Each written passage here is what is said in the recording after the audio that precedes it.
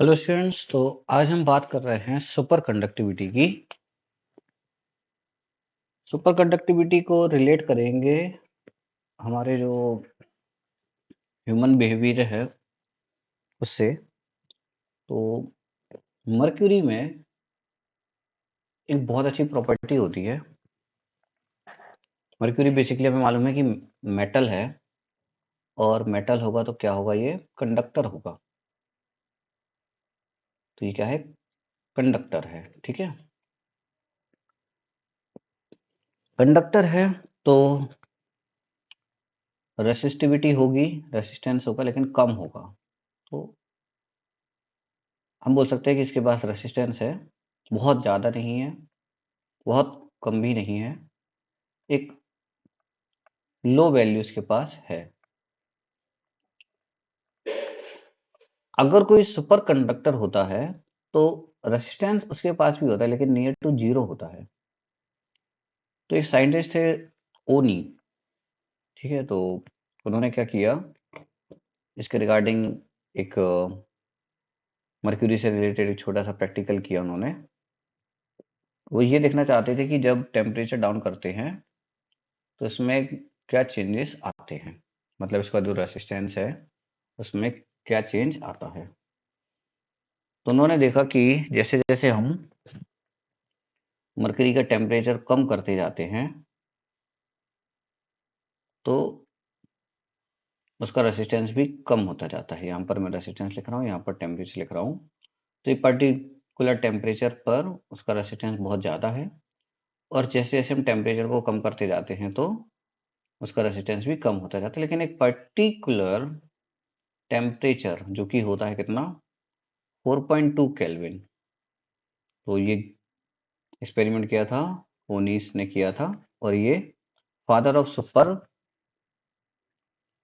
Conductivity इनको बोला जाता है। कि ये जो कंडक्टिविटी का जो कॉन्सेप्ट है उन्होंने दिया था 1911 में। तो उन्होंने ये देखा कि जैसे ही 4.2 केल्विन टेम्परेचर पहुंचता है तो रेसिस्टेंस एकदम से फॉल होने लगता है। मतलब स्लोप जो है वो कुछ इस टाइप से देखने को मिलता है, ठीक है। इस टाइप से कुछ देखने को मिलता है। नियर टू जीरो तो नहीं होता है, वो सॉरी, मतलब जीरो तो नहीं होता है, बट नियर टू जीरो आ जाता है। तो ये जो वेरिएशन है इस पॉइंट के बाद, इस टेम्परेचर के बाद एकदम होने लगता है। तो इस रीजन में जो हमारा मर्क्यूरी है वो क्या है, सुपर कंडक्टर हो गया है। सुपर कंडक्टर हो गया है। और ये वाले रीजन में कैसा है, कंडक्टर है। समझने वाली बात, यहाँ भी कंडक्टर है, यहाँ भी कंडक्टर है, यहाँ भी कंडक्टर है, यहाँ भी कंडक्टर है। तो अगर हमें कुछ सुपर काम करना है अपनी लाइफ में, कुछ अगर एक्सट्रीम रिजल्ट्स हमें निकालना है, तो उसके लिए हम इस टेम्परेचर के बियॉन्ड पहुंचना पड़ेगा, इस कंडीशन के बियॉन्ड पहुंचना पड़ेगा। हम सभी अभी कहीं ना कहीं इस रेंज में होते हैं। हम मेहनत करते हैं, हम अपने गोल के डायरेक्शन में मूव करते हैं, लेकिन क्या होता है कि थोड़ी दूर जाकर हम रुक जाते हैं और बोलते हैं कि लाइफ में कुछ चेंज नहीं हो रहा है, कुछ अच्छे रिजल्ट्स नहीं आ रहे हैं। थोड़ी सी दम और मारते हैं, कहीं से मोटिवेशन हमें मिल जाता है, तो हम थोड़ा सा और आगे बढ़ते हैं। फिर बहुत सारे लोग यहाँ गिव अप भी कर देंगे, कुछ थोड़ा बहुत और दम मारेंगे।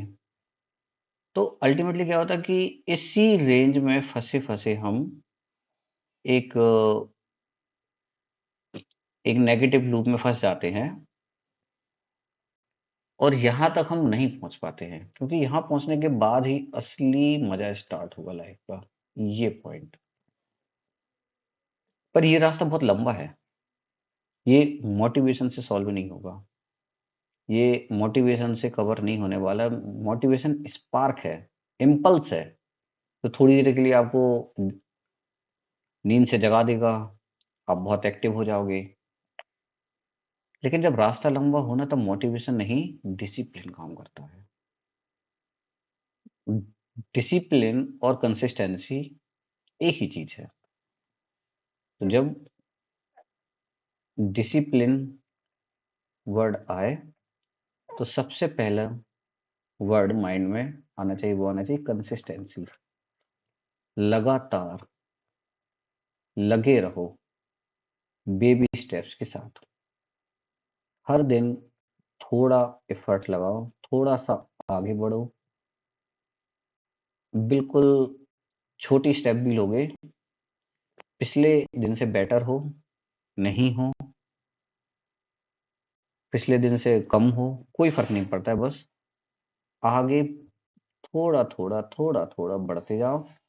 इस पॉइंट पर जैसे ही पहुंचोगे तब आपको वो सारी चीजें मिलना स्टार्ट हो जाएंगी जो आप सोच रहे हो। तो आप कंडक्टर से क्या बन जाओगे, सुपर कंडक्टर बन जाओगे। सो आई होप ये कॉन्सेप्ट आपको अच्छा लगा होगा कि फिजिक्स से रिलेट करके मैंने इसको बनाया।